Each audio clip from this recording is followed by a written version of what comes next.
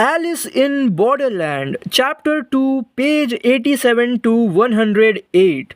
तो 3 एरोज देखने के बाद आरिसू घबराते हुए कहता है, कोई सच में हमें मारने की कोशिश कर रहा? कौन और क्यों? तभी शिबुकी कहती है, मुझे रूल्स समझ आ गए, अगला फॉर्चून पेपर मैं निकालूंगी। तभी आरिसू कहता है, तुम क्या कर रही हो? देखा नहीं अभी क्या हुआ?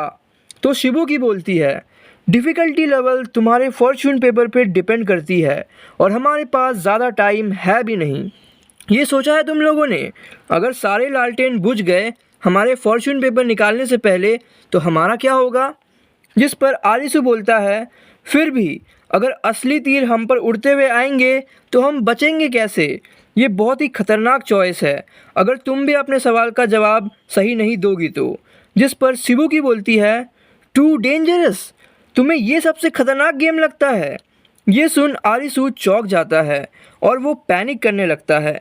वहीं शिबुकी को फॉर्चून नंबर 36 मिलता है। तुम्हारी इच्छाएं पूरी नहीं होंगी। जिस बंदे का तुम इंतज़ार कर रही हो वो कभी नहीं आएगा। बिजनेस में तुम्हारा बैड लक रहेगा और ईस्ट डायरेक्शन से बच के रहना। तुम्हारी हेल्थ अगर ख़राब हुई तो फुल रिकवरी नहीं होगी। तुम्हारी ज़िंदगी में रोमांस नाम की चीज़ तो होगी ही नहीं। एकेडमिक्स में तुम हमेशा ना समझ रहोगी और अगर तुम्हारी शादी हुई तो वो भी अच्छी नहीं रहेगी। इसी के साथ एक क्वेश्चन भी था, 1 लीटर दूध बनाने के लिए कितने लीटर्स ऑफ ब्लड चाहिए होंगे?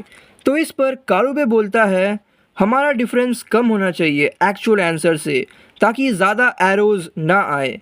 तो शिबुकी और कारुबे को डिस्कस करता देख आरिसू सोचता है, ये दोनों इस सिचुएशन में इतने काम और कंपोज्ड कैसे हैं?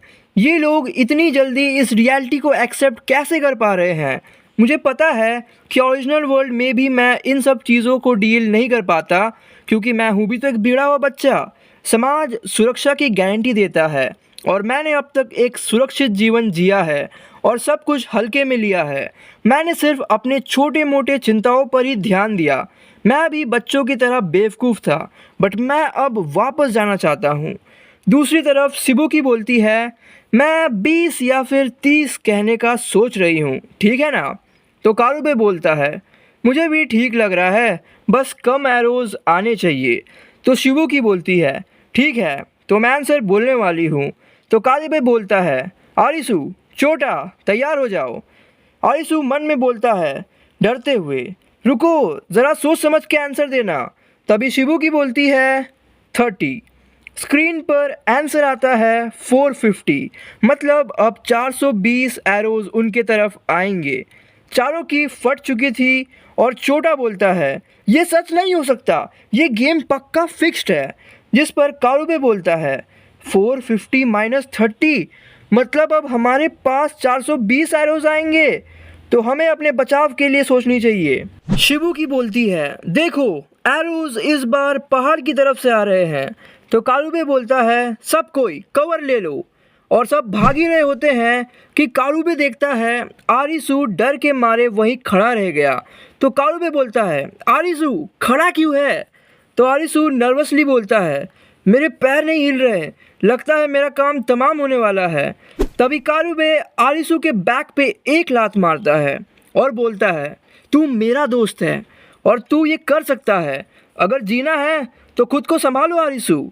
और फिर आरिसू और कारुबे ऑपोजिट डायरेक्शन में भागने लगते हैं। शिबुकी स्टैंड के नीचे छुप जाती है, आरिसू पेड़ के पीछे छुप जाता है और कारुबे एक दरवाजे के पास। बट छोटा को क्योंकि जगह नहीं मिली थी तो एक जलता हुआ तीर उसके पैर में घुस जाती है और वो चिल्लाने लगता है, आरिसू कारुबे बचाओ। वहीं आरिसू को छोटा का फॉर्चून पेपर दिखता है।